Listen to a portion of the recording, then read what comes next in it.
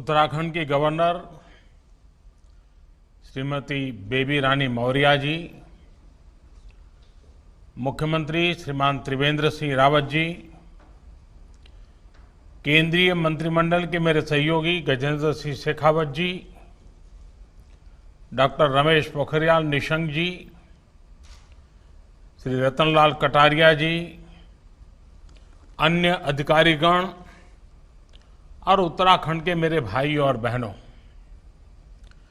चार धाम की पवित्रता को अपने में समेटे देवभूमि उत्तराखंड की धरा को मेरा आदरपूर्वक नमन। आज मां गंगा की निर्मलता को सुनिश्चित करने वाले 6 बड़े प्रोजेक्ट्स का लोकार्पण किया गया है। इसमें हरिद्वार, ऋषिकेश, बद्रीनाथ और मुनि की रेती में सीवेज ट्रीटमेंट प्लांट और म्यूजियम जैसे प्रोजेक्ट्स भी शामिल हैं। इन तमाम प्रोजेक्ट्स के लिए उत्तराखंड के सभी साथियों को मैं बहुत बहुत बधाई देता हूं। साथियों, अब से कुछ देर पहले जब जल जीवन मिशन के खूबसूरत लोगों का और मिशन मार्गदर्शिका का भी विमोचन हुआ है। जल जीवन मिशन भारत के गांवों में हर घर तक शुद्ध जल पाइप से पहुंचाने का ये बहुत बड़ा अभियान है। मिशन का लोगो निरंतर इस बात की प्रेरणा देगा कि पानी की एक एक बूंद को बचाना आवश्यक है। वहीं ये मार्गदर्शिका गांव के लोगों, ग्राम पंचायत के लिए भी उतनी ही जरूरी है जितनी सरकारी मशीनरी के लिए आवश्यक है। ये परियोजना की सफलता सुनिश्चित करने का बहुत बड़ा माध्यम है। साथियों, आज जिस पुस्तक का विमोचन हुआ है उसमें भी विस्तार से ये बताया गया है कि गंगा किस तरह हमारे सांस्कृतिक वैभव, आस्था और विरासत तीनों का ही बहुत बड़ा प्रतीक है। उत्तराखंड में उद्गम से लेकर पश्चिम बंगाल में गंगा सागर तक गंगा देश की करीब करीब आधी आबादी के जीवन को समृद्ध करती है और इसलिए गंगा की निर्मलता आवश्यक है। गंगा जी की अविरलता आवश्यक है। बीते दशकों में गंगा जल की स्वच्छता को लेकर बड़े बड़े अभियान शुरू हुए थे, लेकिन उन अभियानों में न तो जन भागीदारी थी और न ही दूरदर्शिता। नतीजा ये हुआ कि गंगा का पानी कभी साफ ही नहीं हो पाया। साथियों, अगर गंगा जल की स्वच्छता को लेकर वही पुराने तौर तरीके अपनाए जाते तो आज भी हालत उतनी ही बुरी रहती। लेकिन हम नई सोच, नई अप्रोच के साथ आगे बढ़े। हमने नमामि गंगे मिशन को सिर्फ गंगा जी की साफ सफाई तक ही सीमित नहीं रखा, बल्कि इसे देश का सबसे बड़ा और विस्तृत नदी संरक्षण कार्यक्रम बनाया। सरकार ने चारों दिशाओं में एक साथ काम आगे बढ़ाया। पहला, गंगा जल में गंदा पानी गिरने से रोकने के लिए सीवेज ट्रीटमेंट प्लांटों का जाल बिछाना शुरू किया। दूसरा, सीवेज ट्रीटमेंट प्लांट ऐसे बनाए जो अगले 10-15 साल की भी जरूरतें पूरी कर सके। तीसरा, गंगा नदी के किनारे बसे 100 बड़े शहरों और 5000 गांवों को खुले में शौच से मुक्त करना। और चौथा, जो गंगा जी की सहायक नदियां हैं उनमें भी प्रदूषण रोकने के लिए पूरी ताकत लगाना। साथियों, आज इस चौतरफा काम का परिणाम हम सभी देख रहे हैं। आज नमामि गंगे कार्यक्रम के तहत 30,000 करोड़ रुपए से अधिक की परियोजनाओं पर या तो काम चल रहा है या फिर पूरा हो चुका है। आज जिन प्रोजेक्ट्स का लोकार्पण किया गया है उनके साथ ही उत्तराखंड में इस अभियान के तहत चल रहे करीब करीब सभी बड़े प्रोजेक्ट्स पूरे हो चुके हैं। हजारों करोड़ के इन प्रोजेक्ट से सिर्फ 6 सालों में ही उत्तराखंड में सीवेज ट्रीटमेंट की क्षमता करीब करीब 4 गुना हो चुकी है। साथियों, उत्तराखंड में तो स्थिति ये थी कि गंगोत्री, बद्रीनाथ, केदारनाथ से हरिद्वार तक 130 से ज्यादा नाले गंगा जी में गिरते थे। आज इन नालों में से अधिकतर को रोक दिया गया है। इसमें ऋषिकेश से सटे मुनि की रेती का चंद्रेश्वर नगर नाला भी शामिल है। इसके कारण यहां गंगा जी के दर्शन के लिए आने वाले, राफ्टिंग करने वाले साहसिक साथियों को बहुत परेशानी होती थी। आज से यहां देश का पहला 4 मंजिला सीवेज ट्रीटमेंट प्लांट शुरू हो चुका है। हरिद्वार में भी ऐसे 20 से ज्यादा नालों को बंद किया जा चुका है। साथियों, प्रयागराज कुंभ में गंगा जी की निर्मलता को दुनिया भर के श्रद्धालुओं ने अनुभव किया था। अब हरिद्वार कुंभ के दौरान भी पूरी दुनिया को निर्मल गंगा स्नान का अनुभव होने वाला है और उसके लिए लगातार प्रयास चल रहे हैं। साथियों, नमामि गंगे मिशन के तहत ही गंगा जी पर सैकड़ों घाटों का सुंदरीकरण ये किया जा रहा है और गंगा विहार के लिए आधुनिक रिवर फ्रंट के निर्माण का कार्य भी किया जा रहा है। हरिद्वार में तो रिवर फ्रंट बनकर तैयार है।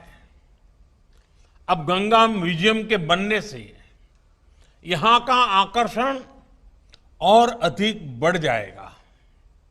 ये म्यूजियम हरिद्वार आने वाले पर्यटकों के लिए गंगा से जुड़ी विरासत को समझने का एक माध्यम बनने वाला है।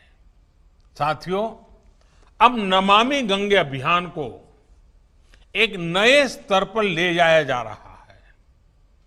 गंगा जी की स्वच्छता के अलावा अब गंगा से सटे पूरे क्षेत्र की अर्थव्यवस्था और पर्यावरण के विकास पर भी फोकस है। सरकार द्वारा उत्तराखंड सहित सभी राज्यों के किसानों को जैविक खेती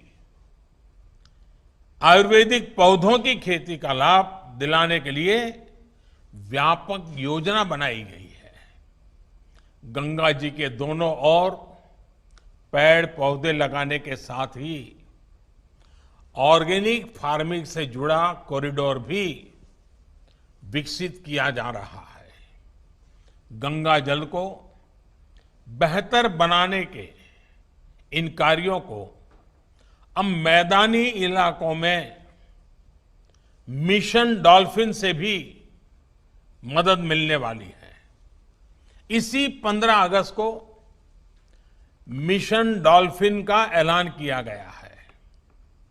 ये मिशन गंगा जी में डॉल्फिन संवर्धन के काम को और मजबूत करेगा। साथियों, आज देश उस दौर से बाहर निकल चुका है जब पानी की तरह पैसा तो बह जाता था लेकिन नतीजे नहीं मिलते थे। आज पैसा न पानी की तरह बहता है न पानी में बहता है, पर पैसा पाई पाई पानी पर लगाया जाता है। हमारे यहां तो हालत ये थी कि पानी जैसा महत्वपूर्ण विषय अनेकों मंत्रालयों और विभागों में बिखरा पड़ा हुआ था, बटा हुआ था। इन मंत्रालयों में, विभागों में न कोई तालमेल था और न ही समान लक्ष्य के लिए काम करने का कोई स्पष्ट दिशा निर्देश। नतीजा ये हुआ कि देश में सिंचाई हो और फिर पीने के पानी से जुड़ी समस्या, ये निरंतर विकराली होते गए। आप सोचिए, आजादी के इतने वर्षों बाद भी 15 करोड़ से ज्यादा घरों में पाइप से पीने का पानी नहीं पहुंचता था। यहां उत्तराखंड में भी हजारों घरों में यही हाल था। गांवों में, पहाड़ों में जहां आना जाना तब मुश्किल हो, वहां पीने के पानी का इंतजाम करने में सबसे ज्यादा तकलीफ हमारी माताओं को, बहनों को, बेटियों को उठानी पड़ती थी, पढ़ाई छोड़नी पड़ती थी। इन समस्याओं को दूर करने के लिए देश की पानी से जुड़ी सारी चुनौतियों पर एक साथ ऊर्जा लगाने के लिए ही जल शक्ति मंत्रालय का गठन किया गया। मुझे खुशी है कि बहुत ही कम समय में जल शक्ति मंत्रालय ने तेजी से काम संभालना शुरू कर दिया। पानी से जुड़ी चुनौतियों के साथ साथ अब यह मंत्रालय देश के गांवों में हर घर तक जल पहुंचाने के मिशन में जुटा हुआ है। आज जल जीवन मिशन के तहत हर दिन करीब करीब 1 लाख परिवारों को शुद्ध पेयजल की सुविधा से जोड़ा जा रहा है। सिर्फ 1 साल में ही देश के 2 करोड़ से ज्यादा परिवारों तक पीने का पानी पहुंचाया जा चुका है। यहां उत्तराखंड में तो त्रिवेंद्र जी और उनकी टीम ने एक कदम आगे बढ़ते हुए सिर्फ 1 रुपये में पानी का कनेक्शन देने का बीड़ा उठाया है। मुझे खुशी है कि उत्तराखंड सरकार ने साल 2022 तक ही राज्य के हर घर तक जल पहुंचाने का लक्ष्य रखा है। कोरोना के इस कालखंड में भी उत्तराखंड में बीते 4-5 महीने में 50,000 से अधिक परिवारों को पानी के कनेक्शन दिए जा चुके हैं। ये उत्तराखंड सरकार की प्रतिबद्धता को दिखाता है, कमिटमेंट को दिखाता है। साथियों, जल जीवन मिशन गांव और गरीब के घर तक पानी पहुंचाने का तो अभियान है ही। ये एक प्रकार से ग्राम स्वराज को, गांव के सशक्तिकरण को उसके लिए भी एक नई ऊर्जा, नई ताकत, नई बुलंदी देने वाला अभियान है। सरकार के काम करने में कैसे बहुत बड़ा बदलाव आया है, ये उसका भी उदाहरण है। पहले भी सरकारी योजनाओं पर अक्सर दिल्ली में ही बैठकर फैसला होता था। किस गांव में कहां सोर्स टैंक बनेगा, कहां से पाइपलाइन बिछेगी, ये सब फैसले ज्यादातर राजधानियों में ही होते थे। लेकिन जल जीवन मिशन ने अब इस पूरी परिपाटी को ही बदल दिया है। गांव में पानी से जुड़े कौन से काम हो, कहां काम हो, उसकी क्या तैयारी हो, ये सब कुछ तय करने का, फैसले लेने का अधिकार अब गांवों के लोगों को ही दे दिया गया है। पानी के प्रोजेक्ट्स की प्लानिंग से लेकर रख रखाव और संचालन तक पूरी व्यवस्था ग्राम पंचायत करेगी, पानी समितियां करेंगी। पानी समितियों में भी 50% गांव की बहनें हो, गांव की बेटियां हो, ये भी सुनिश्चित किया गया है। साथियों, आज जिस मार्गदर्शिका का विमोचन किया गया है, वो इन्हीं बहनों, बेटियों, पानी कमेटी के सदस्यों, पंचायत सदस्यों के सबसे ज्यादा काम आने वाली है। एक प्रकार की मार्गदर्शिका है। और मेरा पक्का विश्वास है, पानी की कठिनाई क्या होती है, पानी का मूल्य क्या होता है, पानी की आवश्यकता कैसे सुविधा और संकट दोनों लाती है, इस बात को हमारी माताएं बहनें जितना समझती हैं, शायद ही कोई समझता है। और इसलिए जब इसका पूरा कारोबार माताओं बहनों के हाथ में जाता है, तो बड़ी संवेदनशीलता के साथ, बड़ी जिम्मेदारी के साथ वे इस काम को निभाती हैं और अच्छे परिणाम भी देती हैं। ये गांव के लोगों को एक मार्ग दिखाएगी। ये किताब जो बनाई है, वो छोटे मोटे निर्णय करने में, फैसले लेने में मदद करेगी। मैं समझता हूं, जल जीवन मिशन ने गांव के लोगों को एक अवसर दिया है। अवसर अपने गांव को पानी की समस्याओं से मुक्त करने का, अवसर है अपने गांव को पानी से भरपूर करने का। मुझे बताया गया है कि जल जीवन मिशन इस 2 अक्टूबर गांधी जयंती से एक और अभियान शुरू करने जा रहा है। 100 दिन का एक विशेष अभियान, जिसके तहत देश के हर स्कूल और हर आंगनवाड़ी में नल से जल को सुनिश्चित किया जाएगा। मैं इस अभियान की सफलता की शुभकामना देता हूं और मैं राज्य सरकारों से भी आग्रह करता हूं कि करने जैसा पवित्र काम है, राज्य सरकारें भी पूरी तरह इस जिम्मेवारी को अपने कंधे पर उठाएं और इस काम को 100 दिन में हम पूरा करके दिखाएं। साथियों, नमामि गंगे अभियान हो, जल जीवन मिशन हो, स्वच्छ भारत अभियान हो, ऐसे अनेक कार्यक्रम बीते 6 सालों के बड़े रिफॉर्म्स का हिस्सा है। ये ऐसे रिफॉर्म है जो सामान्य जन के जीवन में, सामाजिक व्यवस्था में हमेशा के लिए सार्थक बदलाव लाने में मददगार है। बीते 1-1.5 साल में तो इसमें और ज्यादा तेजी आई है।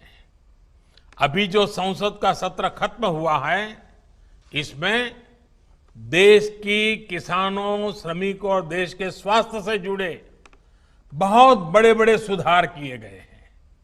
इन सुधारों से देश का श्रमिक सशक्त होगा, देश का नौजवान सशक्त होगा, देश की महिलाएं सशक्त होगी, देश का किसान सशक्त होगा।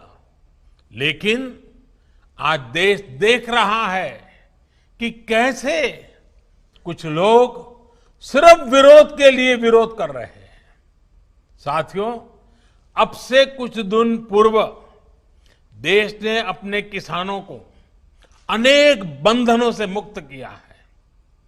अब देश का किसान कहीं पर भी किसी को भी अपनी उपज बेच सकता है।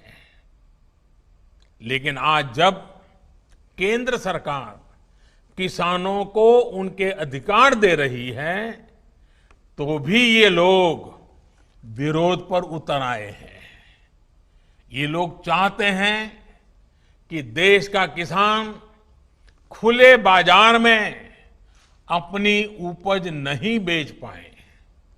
ये लोग चाहते हैं कि किसान की गाड़ियां जब्त होती रहें, उनसे वसूली होती रहे, उनसे कम कीमत पर अनाज खरीदकर बिचौलिए मुनाफा कमाते रहें। ये किसान की आजादी का विरोध कर रहे हैं। जिन सामानों की, उपकरणों की किसान पूजा करता है, उन्हें आग लगाकर ये लोग अब किसानों को अपमानित कर रहे हैं। साथियों, बरसों तक ये लोग कहते रहे एमएसपी लागू करेंगे, एमएसपी लागू करेंगे, लेकिन किया नहीं। एमएसपी लागू करने का काम स्वामीनाथन कमीशन की इच्छा के अनुसार हमारी ही सरकार ने किया। आज ये लोग एमएसपी पर ही किसानों में भ्रम फैला रहे हैं। देश में एमएसपी भी रहेगी और किसानों को कहीं पर भी अपनी उपज बेचने की आजादी भी रहेगी। लेकिन ये आजादी कुछ लोग बर्दाश्त नहीं कर पा रहे हैं। इनकी काली कमाई का एक और जरिया समाप्त हो गया है, इसलिए इन्हें परेशानी है।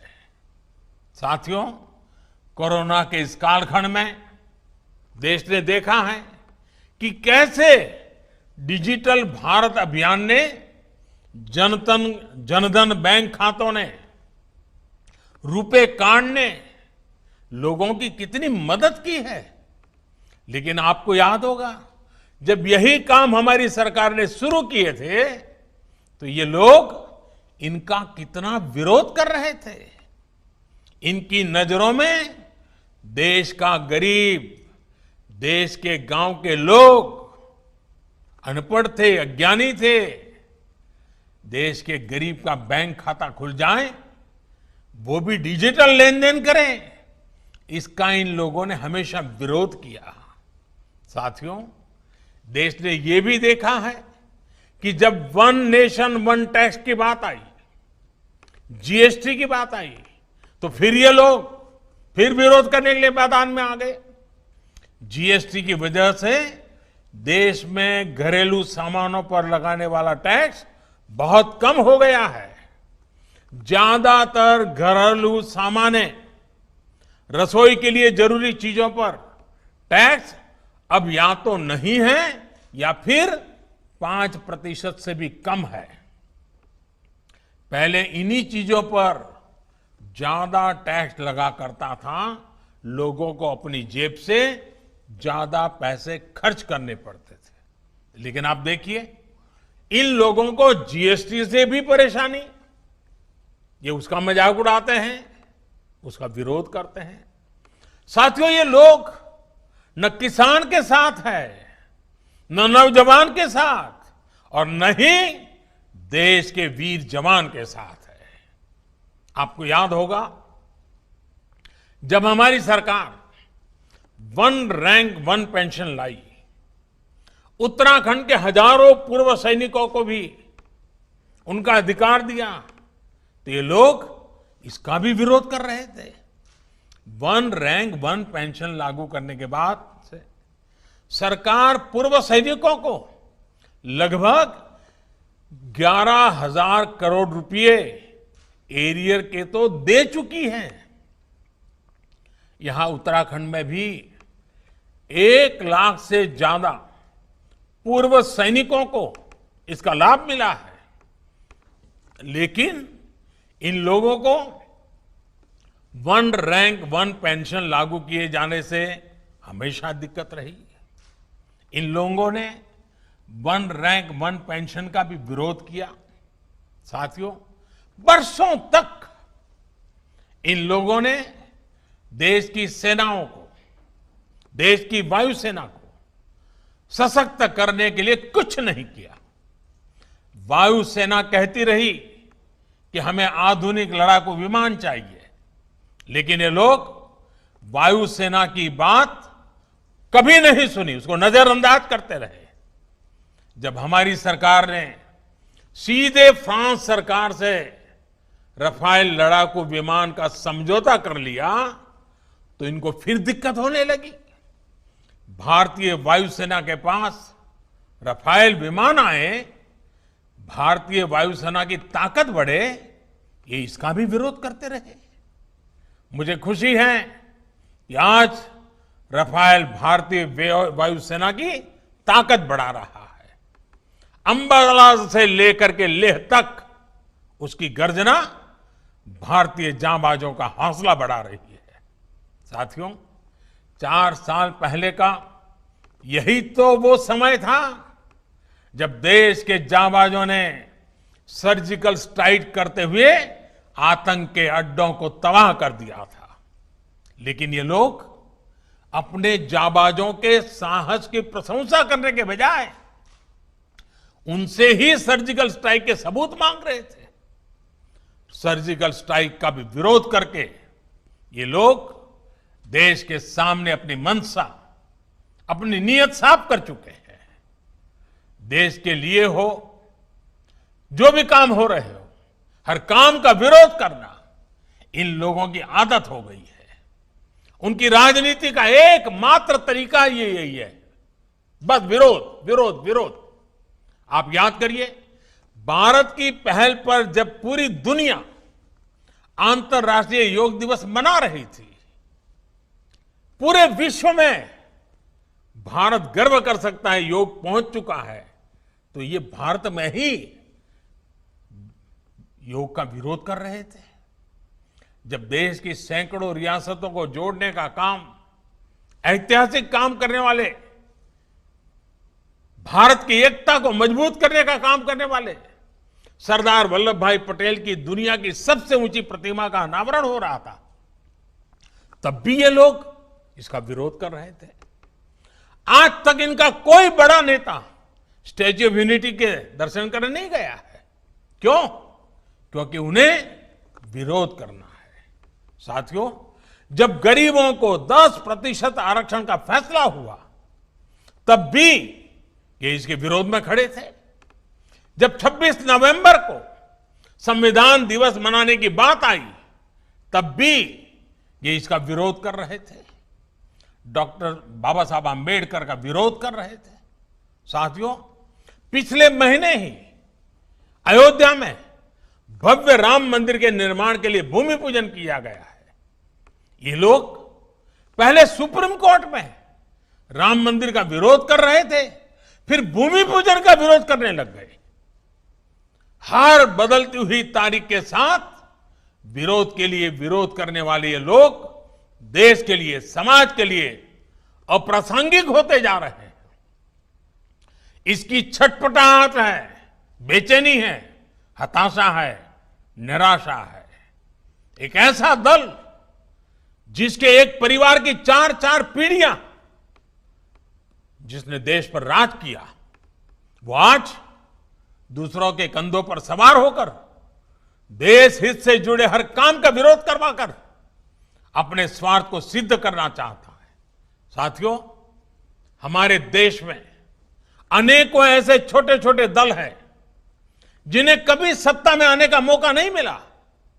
अपनी स्थापना के लेकर अब तक उन्होंने ज्यादातर अपना समय विपक्ष में ही बिताया है। इतने वर्षों तक विपक्ष में बैठने के बावजूद उन्होंने कभी देश का विरोध नहीं किया, देश के खिलाफ काम नहीं किया। लेकिन कुछ लोगों को विपक्ष में बैठे कुछ वर्ष ही हुए हैं, उनका तौर तरीका क्या है, उनका रवैया क्या है, वो आज देश भली भांति समझ रहा है देश उसको बहुत बारीकी से देख रहा है। इनकी स्वार्थ नीति के बीच आत्मनिर्भर भारत के लिए बड़े रिफॉर्म्स का ये सिलसिला देश के संसाधनों को बेहतर बनाने का ये सिलसिला देश हित में है, देश की गरीबी से मुक्ति के अभियान के लिए है, देश को ताकतवर बनाने के लिए है और ये निरंतर जारी रहेगा। एक बार फिर आप सभी को विकास के सभी प्रोजेक्ट्स के लिए मेरी तरफ से बहुत बहुत बधाई देता हूं और फिर से मैं यही आग्रह करूंगा, आप अपना ध्यान रखिए, स्वस्थ रहिए, सुरक्षित रहिए। बाबा केदार की कृपा हम सभी पर बनी रहे। इसी कामना के साथ बहुत बहुत धन्यवाद। जय गंगे।